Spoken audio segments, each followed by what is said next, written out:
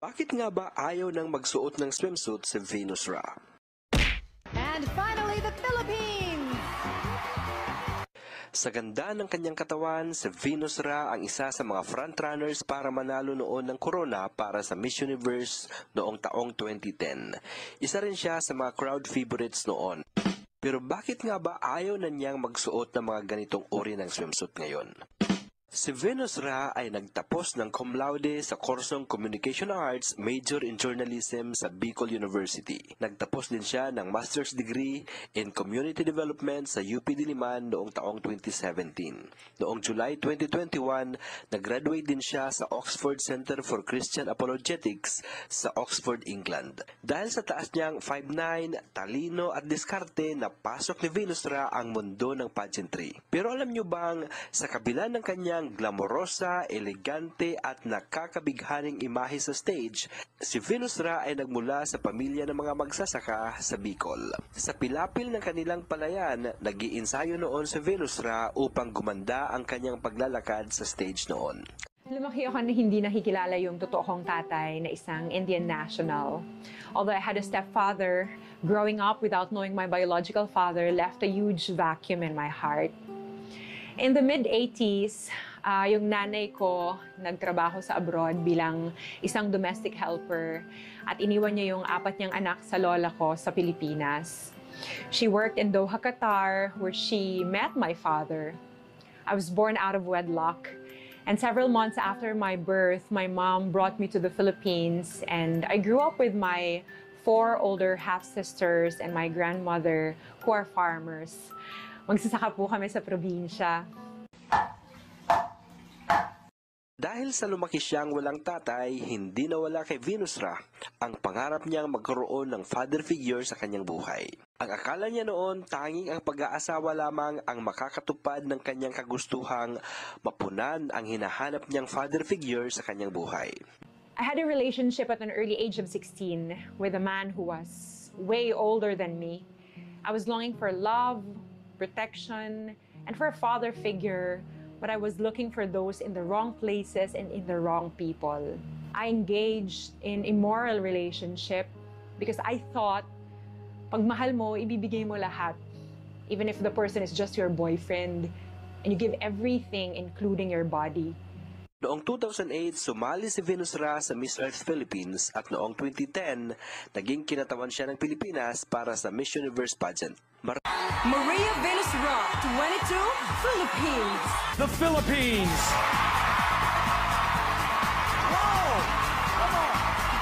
After Miss Universe, my cousin introduced me to his friends from CCF.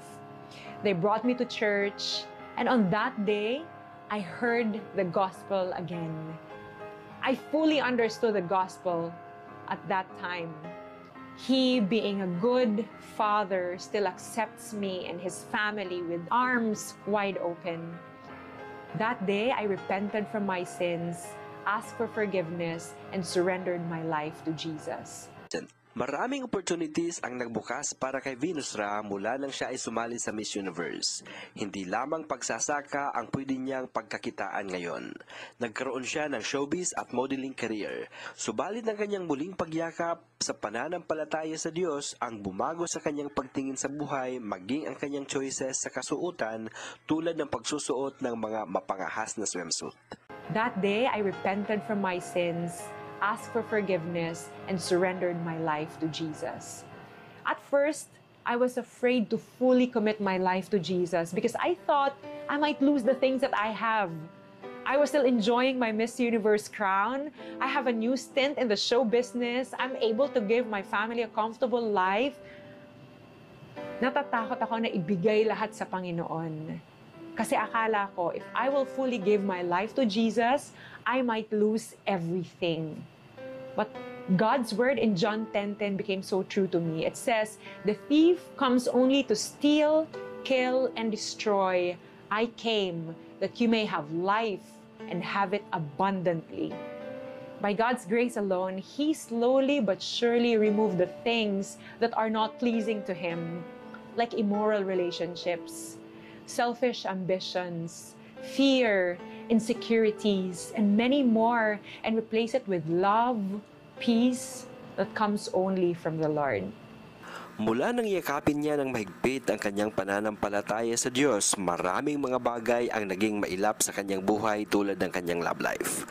Wala siyang naging manliligaw sa loob ng 7 taon hanggang sa dumating na nga ang lalaking inilaan sa kanya ng Diyos.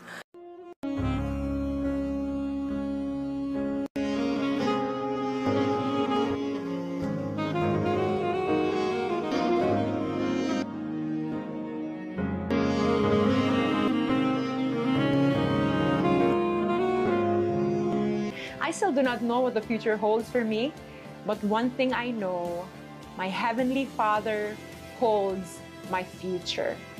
One thing I ask from the Lord, this what I desire, to dwell in the house of the Lord all the days of my life, to gaze on the beauty of the Lord and to seek Him in His temple.